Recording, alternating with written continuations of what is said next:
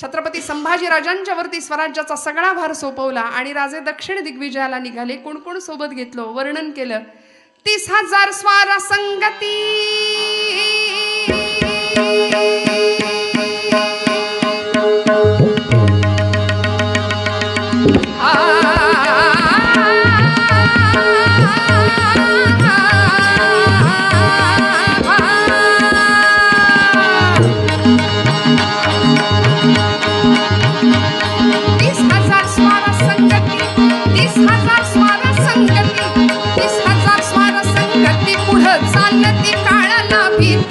पायदळ 50,000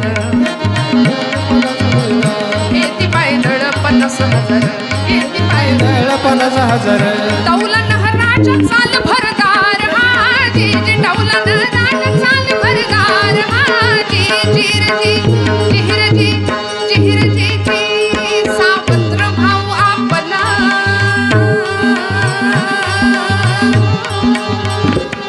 सावत्र भाऊ आपला भेटूया त्याला बघूया काय हाल हवाल तिथली शिवाची भ्रुकुटी तिकडं वळली. धन्य कन्नड भूमी झाली हजी धन्य तेलंग भूमी झाली हजी जिरजी जिरजी जिरजी 30,000 स्वार सोबत घेतले. 30,000 50,000 पायदळ 30,000 घोडदळ झाले किती 80,000 लोक सोबत घेतले. आणि राजे दक्षिण दिग्विजयाची मोहीम गाजवायला निघाले. दक्षिण प्रांतामध्ये हसन अली कुतुबशहा नावाचा एक राजा राज्य करत होता. त्याला असं वाटलं शिवाजी जैसा खूंखार दुश्मन नाही है, आक्रमण करायला येतायत वाटतं, म्हणून कडेकोट बंदोबस्त. आणि मादण्णा पंत आणि आकण्णा पंत आपल्याकडचे सरदार त्यांच्याकडे चाकरीला होते. मादण्णा पंतांनी सांगितलं हुजूर हुजूर शिवाजी का सैन्य आया है, शिवाजी की सेना आई है, शिवाजी जैसा खूंखार दुश्मन नहीं और शिवाजी जैसा दिलदार दोस्त भी नहीं है, ऐसा सुना है हमने. मुसा नावाची नदी हैदराबाद शहर आजचं पूर्वीचं भागानगर, त्या नदीच्या शेजारी राहुट्या पडल्या, शामियाने सजले आणि छत्रपती शिवाजी महाराज 80,000 मावळ्यांना घेऊन तिथं राहत आहेत. हसन अली कुतुबशहा म्हणाले आपल्याकडचं भोजन खायला घालू आणि आपल्या बाजूला वळतं करून घेऊ. आणि म्हणून निरोप पाठवला मादण्णा पंतांकडून, हुजूर बादशाह ने आपको खाने का न्योता दिया है, हुजूर आइए. शिवाजीराजे म्हणले 80,000 मर्द गड्यांना घेऊन आलोय, मी एकटा नाही आलो, माझ्याबरोबर एवढे मावळे आहेत, जमेल सगळ्यांना घालायला. चालेल म्हणाले, हरकत नाही. आणि महाराष्ट्राच्या आवडीचं भरलेलं ताट पुरणपोळीचं. बादशाह म्हणाला ही पूर्णावरणाचा बेत करूया म्हणाले. केला पूर्णावरणाचा बेत, केला पूर्णावरणाचा बेत,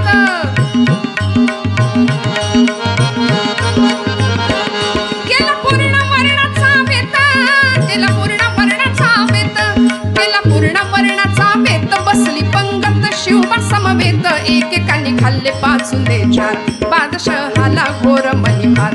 अजून हे किती का अन्न खाणार हाजी, अजून हे किती का अन्न खाणार हाजी जिरजी जिरजी. पूर्णावरणाचा बेत बादशाहाने करावा. आणि ही पंगत बसली होती 80,000 मर्द मावळ्यांची. बाप रे बाप, 80,000 मर्द मावळे जेवायला एकत्र बसले श्रोते हो. आणि इतकं खातायत बादशाहाला घोर पडला. बाप रे बाप. रघुनाथ पंत हणमंते नावाचे सरदार छत्रपतींसोबत होते. आणि रघुनाथ पंतांना बादशाहने विचारलं, बाप रे बाप पंत कितने खा रहे तेरे आदमी. रघुनाथ पंत म्हणाले हाथी इतना खाते हैं और हाथी को मारने की ताकद रखते हैं म्हणले. आमची माणसं, आमची मावळे गडी, आमचे मर्द हत्ती एवढं खातात आणि हत्तीला मारण्याची ताकद ठेवतात. आणि एवढं ऐकलं त्या बादशाहाच्या डोक्यात एक किडा वळवळला. म्हणले हत्तीला मारण्याची ताकद आहे, क्यों ना आजमाले, हातच्या काकणाला आरसा कशाला पाहिजे. म्हणून दौंडी पिटवली.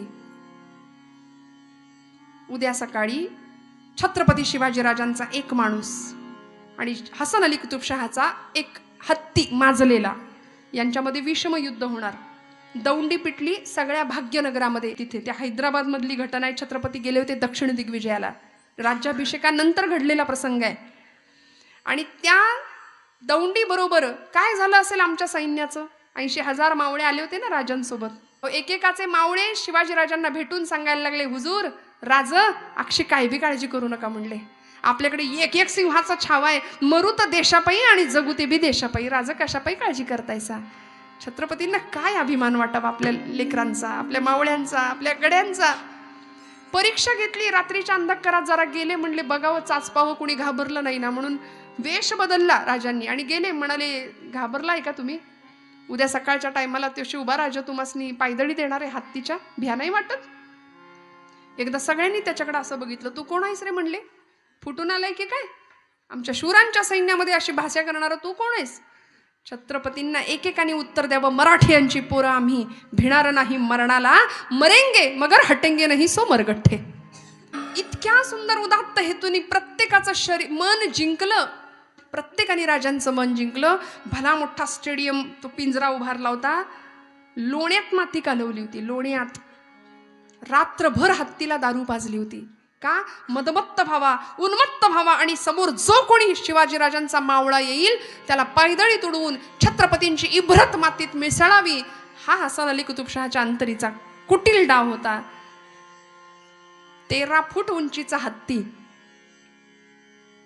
निवडला आणि 3.5 टन वजन होतं बरं का त्याचं. म्हणजे किती क्विंटल? जाऊ दे, घरी जाऊन हिशोब करूया.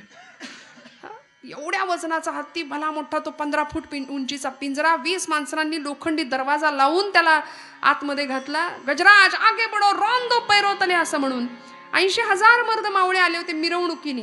बसले शेजारी शेजारी, तंग तुमानी परिधान केलेल्या केशरी शाली अंगावर फेटे घातले होते. आणि यार म्या लढन, तुला कोण बोलवतंय, म्या लढन हत्तीशी. ऐनवेळी ठरणार होतं, ऑन दी स्पॉट. कुणाला आधी नव्हतं सांगितलं तू लढशील म्हणून. आणि इकडे हसन अली कुतुबशहाचं 60,000 सैन्य, हिंदुस्थान पाकिस्तान जणू काही 2 असे पक्ष. आणि त्या 60,000 सैन्यांमध्ये चर्चा चालली आहे की बे तेरे को क्या लगता है, हाथी मरेगा या इंसान मरेगा? तो दुसरा म्हणला, आपण को क्या करे, अपने को क्या करना है, कोई भी मरे, हाथी मरे या इंसान मरे. चित्रासारखं सगळं स्टेडियम स्तब्ध होतं. 80,000 मर्द मावळ्यांमध्ये नजर फिरत होती. 2 सिंहासनं तिथं होती बरं का. एक होतं हिरव्या किरमिजी रंगाचं मखमली सिंहासन आणि एक होतं दाट केशरी रंगाचं रेशमी सिंहासन. गुर्जबारदार लांब दाढी कुरवळत उभा आहे, त्याचा हातात सोन्याचा दंड घेतलाय आणि बादशाच्या आगमनाची वर्दी दिली. होशियार हसरत जिने सुभानी, मुजफ्फर उल उमानी, मशमुले मैदान, रबियो शान शान बहादुर, इफ्तिकार उद्दौला, शान दौलत, हुकूमत पनाह, आस्ते कदम, नतमर कदम, वगैरे वगैरे वगैरे. तो काहीतरी बडबडला. तो बादशाह आला तिकडून. बादशाह बसला आपल्या सिंहासनावर आणि आपल्या रघुनाथ पंतांनी अक्कडबाज मिशीचा फक्कडबाज एक मावळा होता, त्याच्याकडे असं नुसतं नजरेने बघितलं आणि म्हणले, तो इतका बोंबललाय, तुझा आवाज याच्या खाली येता कामा नाही. त्याने असा मिशीवर पीळ दिला, हातात सोन्याचा दंड घेतला आणि तो म्हणाला, ते काय पाप्याचं पितर बोंबलणार आहे म्हणला, माझा आवाज लई तगडा आहे, अक्षी काळजी करू नका, राजा कुठपर्यंत आले तेवढं सांगा. राजांना निरोप गेला, पेहराव चढवला, अंगरखा चिलखत आवरण केलं, मंदिर लावला डोक्याला, मोत्यांचा चौकडा, शिवगंध रेखाटलं, केशरी पाण्याचा शिडकावा अंगावर केला. जगदंब उदय असतो. 64 कवड्यांची देवीची भवानीची माळ गळ्यात घालत होते राजे. आईचा भुत्या होऊन हातात पोत घेऊन नाचत होते. सामर्थ्य आहे चळवळीचे, जो जो करील तयाचे, पण तेथे भगवंताचे अधिष्ठान पाहिजे.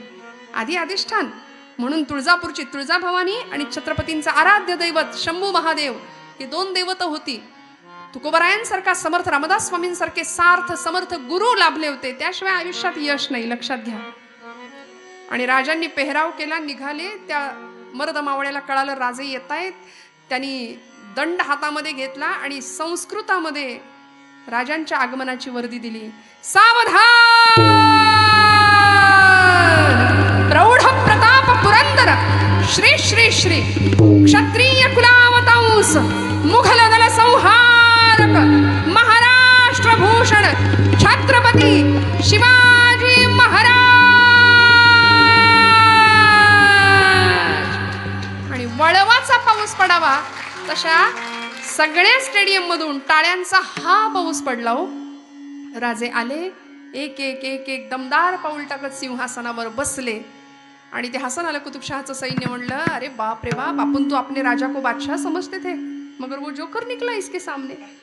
राजे येऊन बसले आणि मादंडापंतांची नजर फिरायला लागली. निवडायचंय कुणाला तरी एकाला. कुणी घाबरलं नाही. फोटोत कसे आपण मानवर करतो ग्रुप फोटोत, तसा प्रत्येक जण असा बसला होता. मी मी मी मला मला बोलव, मला बोलव. काय झालं असेल हो? आणि अशा प्रसंगामध्ये अचानक नजर गेली मादंडापंतांची. खूण केली 3 आणि 2. एकदम कोवळं पोरग दिसलं, कारण ह्या बलदंड तब्येती सगळ्यांच्या. निवडलं एकदम बारकं पोरग, 22 वर्षाचं, 50 किलोच्या आसपास वजन असेल, फार नव्हतं. अगदी कोवळा तरुण वय. आणि त्या पोराला सांगितलं 3 आणि 2 असं खूण केली. क्रमांक 3 आणि 2, तिसऱ्या ओळीतला 2 नंबरचा स्वयंसेवक. त्यांनी जे नजर भिडवली, तो म्हणला मी तयार आहे. तयार होऊन मैदानामध्ये आला. फेटा सोडून दिला, शाल टाकून दिली, तयार होऊन मैदानामध्ये आला. आणि रघुनाथ पंत म्हणाले, अरे अरे अरे काय भुललासी वरलिया रंगा. याची कमजोर देहयष्टी यांनी पाहिली आणि फसले म्हणाले, फसले. तो जो तयार होऊन आला होता ना, लोखंडाचा दरवाजा उघडला गेला. त्याला आज जायची सूचना झाली. राजांना त्यांनी तिथनच मुजरा केला. राजा, राजा जय भवानी, जय शंभू महादेव, जय भवानी राजा, जय भवानी. राजा त्यांनी आतमध्ये जसा प्रवेश केला, दरवाजा बंद झाला. राजांनी अभय मुद्रा दिली. यशनमस्तू, विजयी भव, विजयी भव. कोण होता हो तो? आपल्या प्रतापगडच्या पायथ्याशी भुतोंडे नावाचं गाव आहे. त्या गावचं 22 वर्षाचं पोरग राजांच्या सैन्यामध्ये नुकतंच दाखल झालं होतं. येसाजी कंक त्याचं नाव. असा सुंदर गोटीबाज शरीराचा तरुण होता. काय लढावं, काय पराक्रम करावा. 22वं वर्ष आणि सुरू झाली हो शर्यत. त्या हत्तीला हेच नवल होतं की मेरे सामने कोई खडा है. कारण लोक असे गडबडा लोळायचे. गुन्हेगारांना पायदळी तोडवण्यासाठी त्याला वापरलं जायचं. आणि हत्ती पाहतोय, हा असा उभा आहे बजरंग बलीचा अवतार. हत्तीने त्याला एका सोंडेनी थापेनी मारण्याकरता सोंडवर केली, फटका मारला. येसाजीला वाटलं पहिला फटका खाल्लाय, दुसरा खाल्ला तर तिसरा खातोय की नाही कळायला जिवंत राहणार नाही. सोंडेत हत्तीची ताकद आहे. आणि खरं आहे ना, प्रत्येक अवयवामध्ये प्रत्येक प्राण्याची ताकद असते. जे हत्तीने सोंड वरती गेली येसाजीला फटका मारायला, येसाजीने समशेर हातात घेतली, उलटा वार केला. सोंड खाली आली आणि उलटा वार केला. खाडकन वार कारीगर झाला. हत्तीची कितीतरी वजनाची सोंड खाली पडली, रक्ताची चिळकांडी.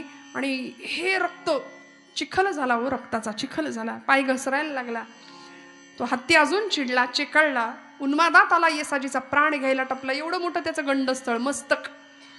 तो असा येसाजीला दाबायला पुढे पुढे पुढे पुढे. एवढे मोठे सुळे त्याचे 2.5 फूट लांबीचे. येसाजी मागे मागे मागे, हत्ती पुढे पुढे पुढे. सगळ्या पिंजरा धडधड धडधड धडधड धडधड करायला लागला. धडक बसत होती पिंजऱ्याला. आणि गंडस्थळाने म्हणजे मस्तकाने तो येसाजीच्या छातीवर दाबत होता. येसाजी अंदाज घेत होता किती वेळ तो मागे राहतोय, पुढे राहतोय, किती वेळ. प्राणायाम जे करतात त्यांना माहिती आहे. म्हणून तरुण मंडळीला मनापासून विनंती आहे, करत जा काहीतरी. पूरक, कुंभक, रेचक फार गरजेचं आहे. येसाजीने आतमध्ये प्रवेश करावा. हत्तीने पूरक कुंभक केलं. भरपूर श्वास रोखून धरला येसाजीने. आणि हत्तीने त्याला मारण्याकरता पुढे मागे करता करता एक तसूभर मागे सरकला. अंदाज घेतला तसा यांनी सगळा साठवलेला सगळा श्वास म्हणजे प्राण सोडला. सरकन येसाजी खाली घसरला आणि हत्तीची धडक बसली पिंजऱ्याला. सगळा धडधड धडधड धडधड धडधड धडधड तुटतो की काय अशी अवस्था. आणि या प्रसंगामध्ये आता हत्ती चेकाळला होता, चिडला होता. सगळं स्टेडियम असं चित्रासारखं स्तब्ध होतं. हत्तीचा पाय येसाजीच्या अंगावर पडला. पाय घसरला येसाजीचा गाल्यामध्ये, खाली कोसळला. हत्तीचा पाय येसाजीच्या अंगावर इंचा इंचानी ते पोरग गाल्यात दाबायला लागला हत्ती. छत्रपतींनी रघुनाथ पंतांकडे असं बघितलं. पंत शब्द देऊन बसलात. मराठ्यांची पोरं हकनाक मरण्याकरता शिवसैनिक होतात का? उद्या याच्या आईने किंवा बायकोनं मला जर प्रश्न विचारला, महाराज माझा पोरग कुठं आहे, महाराज माझा धनी कुठं आहे, तर काय उत्तर देऊ? काय उत्तर देऊ? काय करावं? आणि अशा वेळी मराठ्यांचं दैवत असलेले छत्रपती शिवबाराजे आई जगदंबेकडे अवतान घालत होते. आई, आई माझ्या बाळाला वाचव, आई माझ्या बाळाला सांभाळ. इंचा इंचानी गाल्यामध्ये दाबला असणारा जात असणारा येसाजी राजांची प्रार्थना जशी जगदंबेने ऐकली, माऊलींची प्रार्थना जशी पांडुरंग परमात्म्याने ऐकली, तशी जगदंबेने ऐकली. आणि त्याच्या मेंदूमध्ये एक विचार शिरला. शस्त्र होतं विवेकाचं. मनात विचार आला, इच्छाशक्ती जागृत झाली, सकारात्मकता प्रभावित झाली. मनाला एकदा सुटू शकतो, दोनदा सुटू शकतो, तिसऱ्यांदा का नाही? म्हणून हत्ती किती वेळ पाय आपल्या छातीवर ठेवतोय त्याचा अंदाज घेतला. आणि एका अनाहूत क्षणाला हत्तीचा अंदाज चुकला. 6 इंच पाय वरती गेला. आणि कारण तो हत्ती म्हणे स्वतःला शाबासकी द्यायचा प्रयत्न करत होता, कारण सगळे कुणीच बोलत नव्हते, चेअरअप करायचे विसरून गेले सगळे. तो म्हणला आपण आपल्याला शाबासकी देऊ सोंडेनी, पण सोंड पाठीला लागणं शक्य नव्हतं, तुटली होती. त्यामुळे अधिक प्रयत्न करण्याच्या नादात पाय उचलला गेला. 6 इंच पाय वरती गेला. यांनी मुका साधला, सरकन बाजूला घसरला, दानपट्टा हातात घेतला, दुसऱ्या हाताची पकड दिली, राजांना तिथून मुजरा केला आणि आता म्हणाला इकडे तिकडे वार करत बसायला नको, 10:30 वाजून गेलेत. सरळ म्हणाला गंडस्थळावर एक मर्मभेदी खाडकन घाव घातला.